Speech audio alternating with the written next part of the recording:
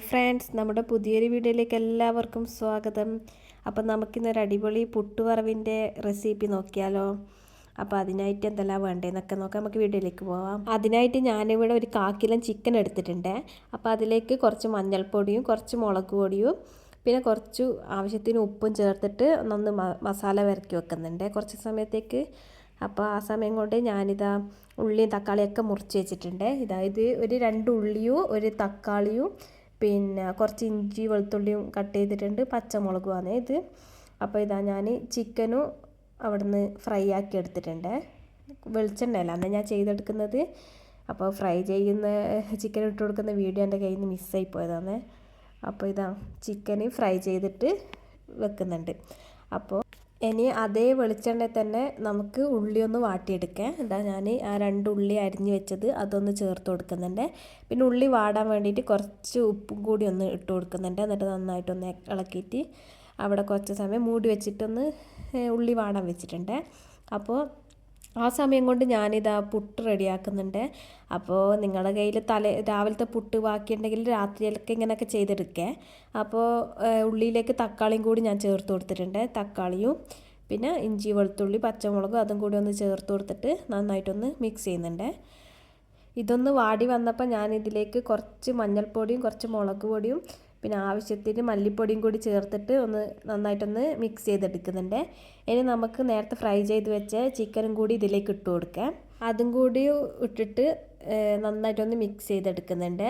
ഇനി ഇതിലേക്ക് ഞാൻ കുറച്ച് ഗരം മസാലപ്പൊടിയും കുറച്ച് കുരുമുളക് പൊടിയും ഇട്ട് കൊടുക്കുന്നുണ്ട്. പിന്നെ കുറച്ച് കറിവേപ്പിലയും കൂടി ഇട്ട് കൊടുത്തിട്ടുണ്ട്. അപ്പോൾ ഇതാ പിന്നെ കുറച്ച് ചിക്കൻ മസാലപ്പൊടി കയ്യിലുണ്ടെങ്കിൽ ചേർത്ത് കൊടുക്കുക. എന്നിട്ട് കുറച്ച് വെള്ളം ഒഴിച്ചിട്ട് കുറച്ചൊന്ന് ഗ്രേവി പോലെ ആക്കി എടുത്തിട്ടുണ്ട്. അപ്പോൾ നമ്മളെ കറി അവിടെ റെഡി ആയിട്ടുണ്ട്.